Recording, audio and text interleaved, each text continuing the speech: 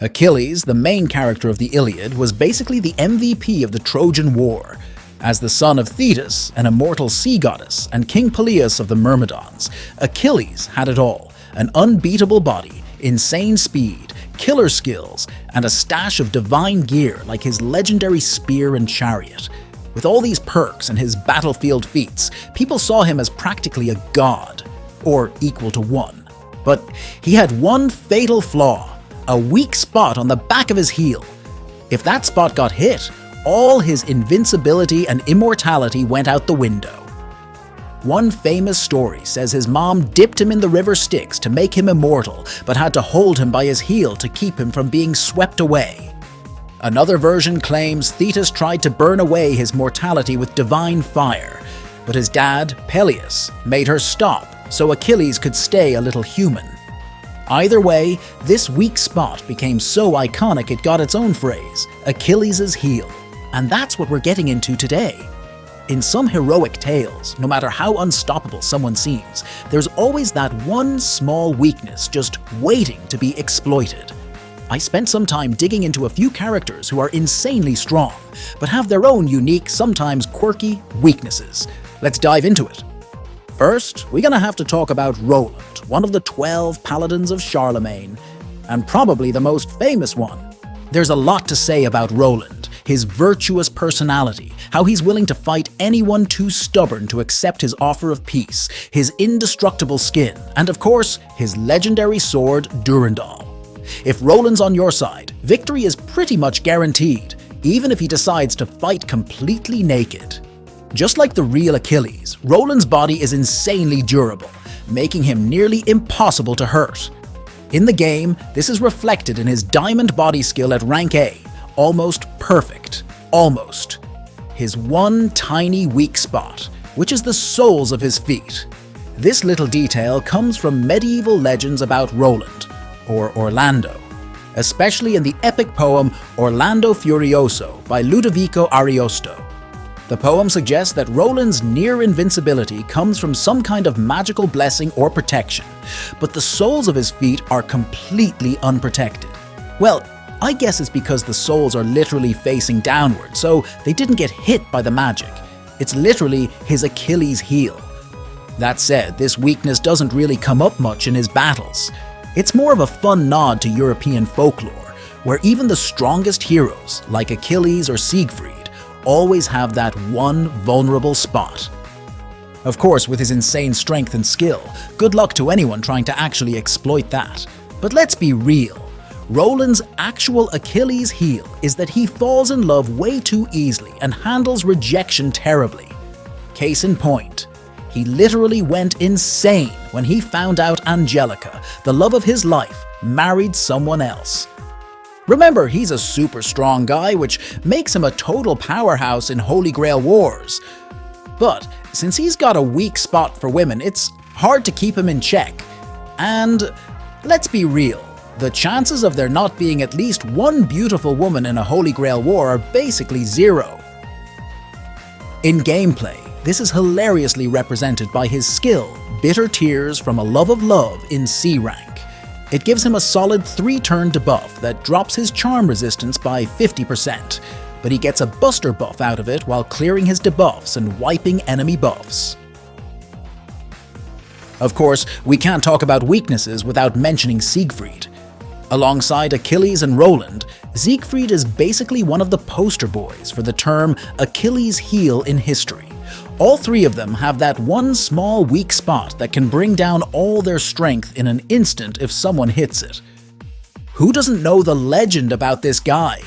Siegfried is famous for slaying Fafnir the dragon and bathing in its blood to gain invulnerability.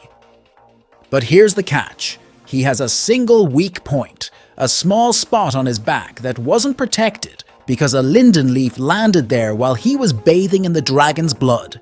That spot completely bypasses the protection of his armor of Fafnir. This weakness is tied to a curse that conceptually makes it impossible for him to protect his back.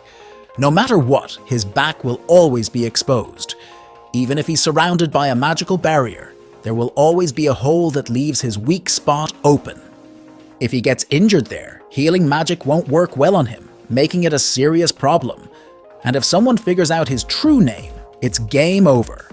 His legend is so well known that once people know who he is, they'll instantly know about his weakness. No wonder in Apocrypha, Gords was furious when the other masters wanted to learn the name of his servant. Even though Siegfried is crazy strong, his story about this specific weakness is super famous, and the moment other masters hear about it, they'd know exactly how to exploit it. Those were some of the characters best known for their small, unique weaknesses, the poster boys for the term Achilles Heel. But of course, they're not the only ones.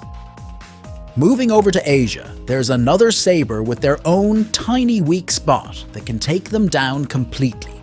Yamato Takeru.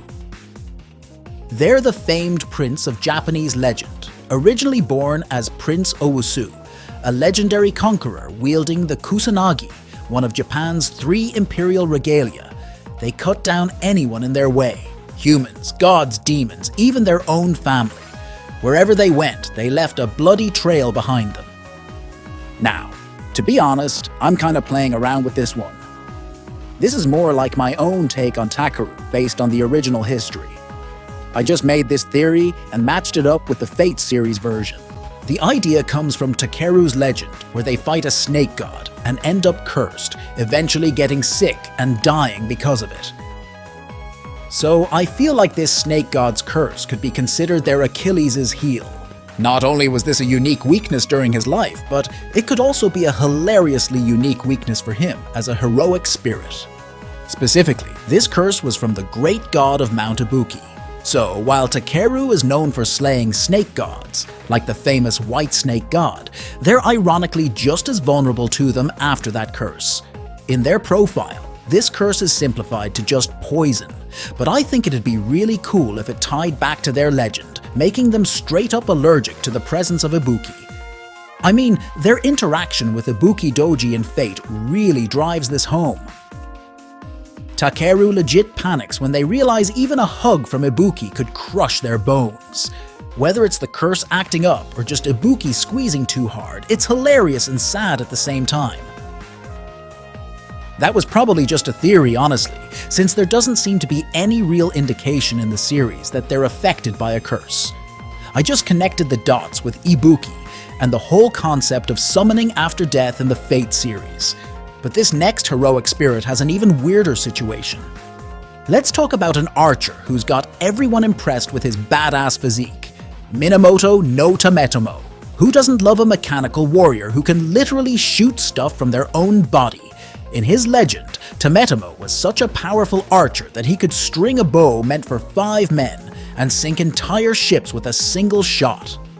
Sounds wild, right? But there's actually an explanation for it. One of his arms was longer than the other, about 13 centimeters or 10 centimeters depending on the version, roughly 4 inches. That gave him crazy leverage and range of motion when pulling his bow. And no, don't even start with the dirty jokes. I know exactly where your mind went. But what we're going to talk about is the Tametomo we see in Trom. This guy's a literal mechanical archer. Yep, a robot archer. In the story, he's basically a living turret stationed on top of a tower that keeps him powered up. Each arrow he fires with his noble phantasm hits as hard as a holy or demonic sword from the age of gods and flies faster than the speed of sound. His legs are locked in place to a stand that acts as his power source and artillery battery. So, what's his Achilles' heel? Easy. His total reliance on that tower. He can't move from his position, and if his connection to the tower is cut, he's done for. It's basically an Evangelion cable situation. Without that mana supply through his legs, Tametomo completely shuts down. And guess what? Astolfo takes full advantage of this weakness to beat him. Using the Trap of Argalia, Astolfo turns Tametomo's legs into spirit form, which severs his connection to the tower. With that one move, Tametomo is completely out. No tower connection, no Tametomo. Next up is one of my favorite archers, the super versatile Robin Hood. Now you're probably thinking, He doesn't have some unique Achilles heel in his legend, right?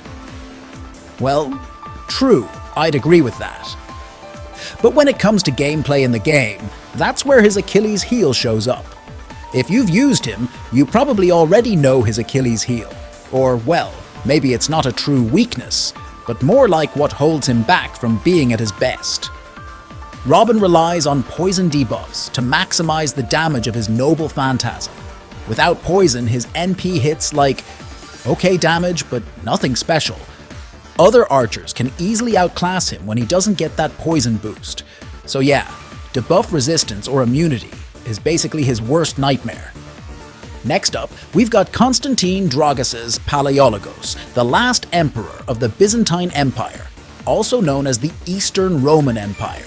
In his legend, he doesn't have an obvious Achilles' heel. But like Takaru, his weakness actually comes from the concept of his heroic spirit. The difference: while Takaru's weakness is more of a theory, Constantine straight up carries his Achilles heel into his noble phantasm. Constantine's noble phantasm is Theodosius Constantinos, which summons the three-layered walls of Constantinople. It's built to protect a massive area and can hold up to 7,000 people. But here's the catch: the more people it's protecting, the weaker the defenses get, making it more likely to fall apart. According to legend, Constantinople's walls fell because someone forgot to lock a single gate. And that's the unique weakness or Achilles heel Constantine brings with him. No matter how strong his defenses are, there will always be a tiny gap somewhere, even if it's as small as the eye of a needle. Constantine himself believes the walls can only provide stable protection for about 1,000 people.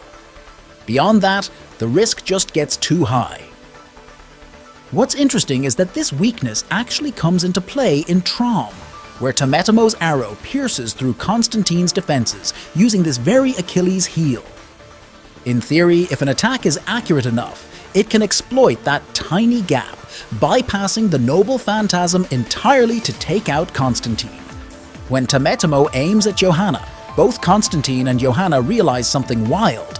Since Johanna is a fictional existence, there's a chance the noble phantasm's defenses don't fully apply to her, making her like the unlocked gate in the legend. And with Tametemo's insane precision, his arrow shoots straight through that weakness, completely bypassing Constantine's defensive powers.